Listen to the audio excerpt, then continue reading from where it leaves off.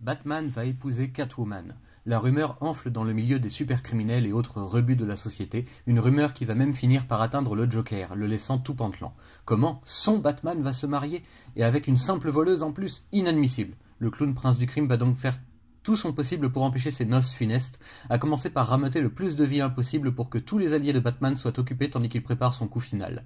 Ainsi, Red Hood va affronter Anarchy qui tente de provoquer une gigantesque manifestation nocturne prête à dégénérer au moindre signe, tandis que Nightwing fera face à Silence, venu interrompre l'enterrement de vie de garçon de notre chauve-souris, et que Damian devra tenir tête à Ra's al Ghul en personne, venu lui signifier sa grande déception et lui laisser une dernière chance de rejoindre le clan des assassins.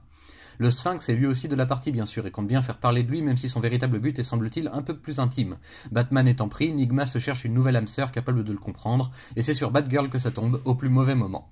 Pendant ce temps, le Joker assassine froidement plusieurs innocents et facteurs de la ville à la recherche du précieux sésame, une invitation à son nom de la part de son Batou. Évidemment, le Joker est en plein délire et cherche ce qui n'existera jamais, et donc son errance va l'amener à affronter son passé en la personne de Harley Quinn venue lui exprimer tout son dégoût, puis son présent en confrontant directement Batman dans une église piégée et en provoquant un face-à-face sous haute tension avant de terminer par accepter l'avenir en tentant d'assassiner Catwoman venue à la rescousse du Chevalier Noir. Les futurs époux auront décidément eu une semaine très chargée.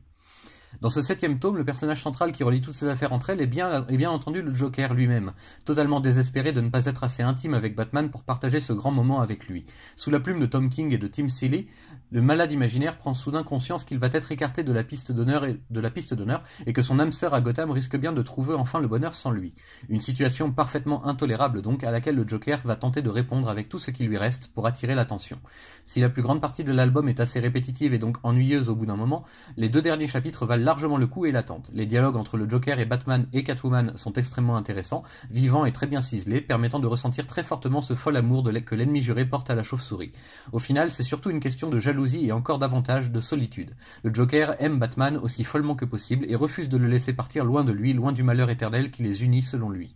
Est-ce que cette tactique fonctionnera et portera ses fruits? Rendez-vous dans le tome 8 pour des noces tant attendues et le fin mot de l'histoire. Concernant les dessins, la qualité varie évidemment d'un artiste à l'autre suivant les chapitres, mais on peut vraiment dire que le dernier gros morceau, à savoir les chapitres 48 et 49 sur le Joker et son face-à-face avec les futurs mariés, vibre de vie et d'intensité même si le style général est assez sobre, efficace jusqu'au bout sans trop en faire. Bref, j'ai adoré cette fin même si le chemin pour y arriver était plutôt moyen.